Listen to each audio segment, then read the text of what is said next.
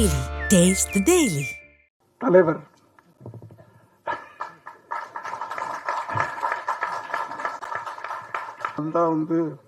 நடுவில் போகக்கூடாது, அது சபை நாகரிகம் இல்லை. பெரியவங்களாம் இருக்கும்போது நான் பாட்டுக்கு பேசிட்டு போனேன்னா நல்லா இருக்காது.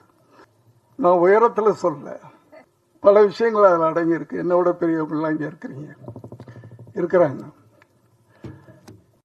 தலைவர்கள்லாம் இருக்கும்போது தொண்டர்கள் சின்னவங்க தான்மா. என் மகன் விஜய் அவர்கள் நடிக்கணும்னு சொன்னப்போ அவரை ஃபோட்டோ ஷூட் எடுத்துட்டு, நான் இப்போ பிஸியாக 90ல் பல மொழிகளில் அவ்வளவு இதாக இருக்கும்போது நானும் அப்படித்தான் நினச்சேன். நம்மளே நம்ம பிள்ளையை அறிமுகப்படுத்தினா நல்லா இருக்காது. அதில் பல சிக்கல்கள் இருக்கு அப்படின்னு ஃபோட்டோ ஷூட் எடுத்துட்டு அந்த ஆல்பத்தை கையில் வச்சுக்கிட்டு எத்தனையோ இயக்குநர்கள்ட்ட போயிட்டேன். நான் ப்ரொடியூஸ் பண்ணுறேன், எவ்வளோ வேணாலும் செலவு பண்ணுறேன், இவனை நீங்கள் டைரக்ட் பண்ணணும் அப்படின்னு பல இயக்குநர்கள்ட்ட போனேன். யாருமே, பல தயாரிப்பாளர்கிட்டலாம் போனேன். அப்பதான் கடைசியா போய் நானும் என் மனைவியும் ஆர்பி சௌத்ரி சார்ட்ட போறோம். ஏன்னா அவர் புது புது டெக்னீஷியன்லாம் உருவாக்குறவர், தைரியமா. அவர்கிட்ட போய் இதே வார்த்தை நானும் என் மனைவியும் போய் கேட்குறோம். அப்பதான் அவர் சொன்னாரே, நீதான் பெரிய டைரக்டர் ஆச்சையா, நீயே அங்கேயும் இங்கே அலைஞ்சிக்கிட்டு இருக்க, நீயே உன வச்சு படம் எடுறியா அப்படின்னு சொன்னார்.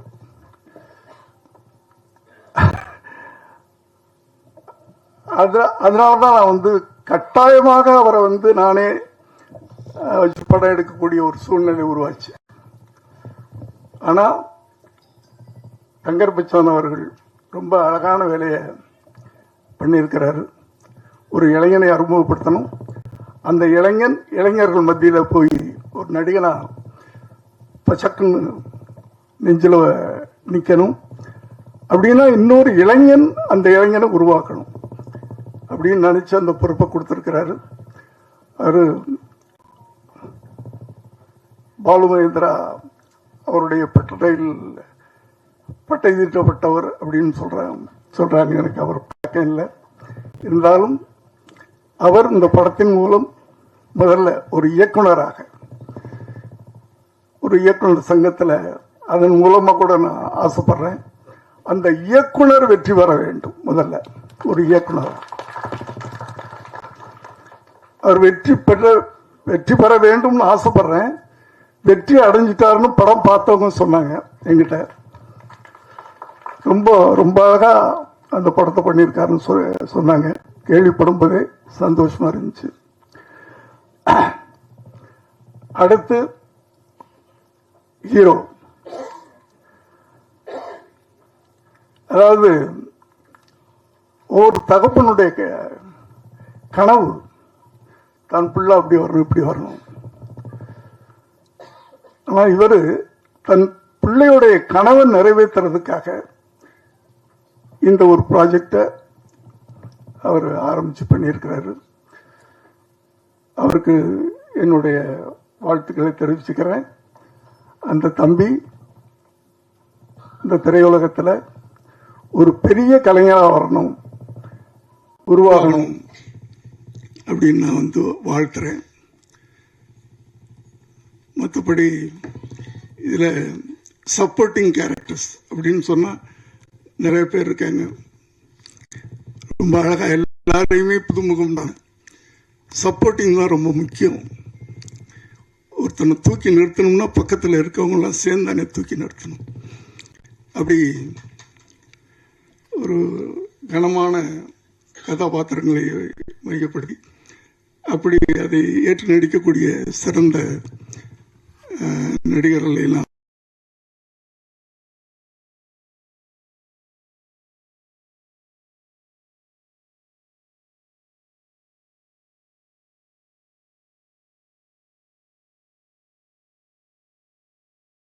நினைச்சா என் கோபத்தை யாராலும் அடக்க முடியாது.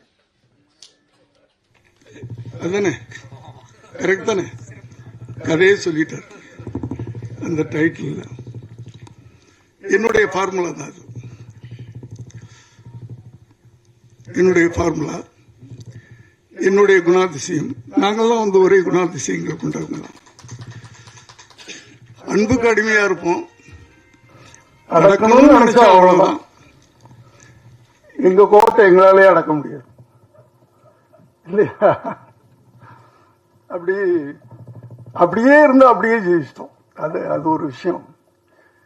ஸோ இந்த படக்குழுவினரையும் சம்பந்தப்பட்ட அத்தனை பேரையும் நான் மனதார வாழ்த்துறேன். இந்த படம் ஒரு பெரிய வெற்றி அடையணும். ஏன்னா சின்ன படங்கள் தான், சிறு முதலீட்டு படங்கள் தான் ஓடணும். அதுக்கு என்ன பண்றதுன்னு தான் தெரியாம தவிச்சுக்கிட்டு இருக்கோம்.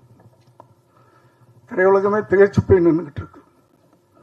அதுலேயும் ஒரு மெசேஜ், நீங்க தங்கர் பச்சான் சார் எடுத்துக்கிட்டீங்கன்னா அவருடைய படங்கள்ல எல்லாம் ஆணித்தரமான ஒரு அழகான ஒரு செய்தியை சொல்லுவார். மெசேஜ் சும்மா எடுத்துட மாட்டார். கத்தி, ரத்தம், வெட்டு, குத்து, அது அவருக்கு தெரியாதது.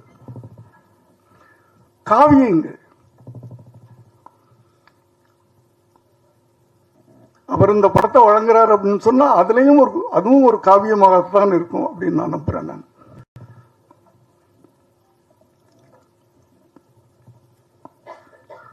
ஏன்னா இப்போ அது போற இடங்கள்ல நான் சொல்லிட்டு தான் இருக்கிறேன். வருகின்ற எழுத்தாளர்கள், இளைய தலைமுறை எழுத்தாளர்கள், இயக்குனர்கள், அவர்களுக்கு ஒரு பொறுப்புணர்ச்சி வேணும்னு சொல்லிக்கிட்டே இருக்கிறேன். ஏன்னா சினிமான்றது ஒரு பயங்கரமான ஆயுதம், வலிமையான ஆயுதம்.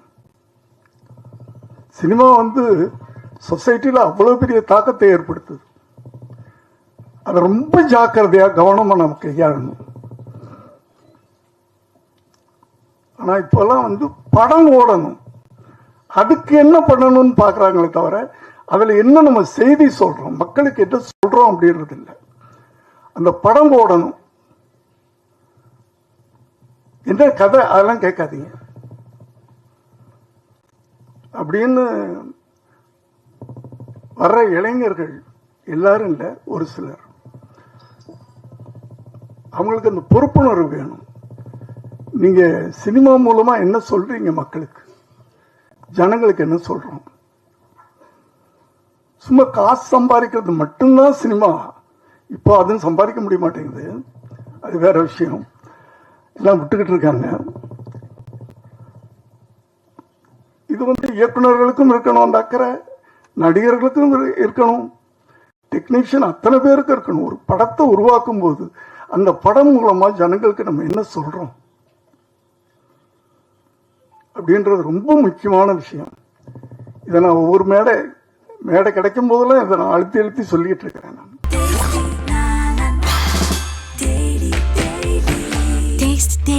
Taste the Daily.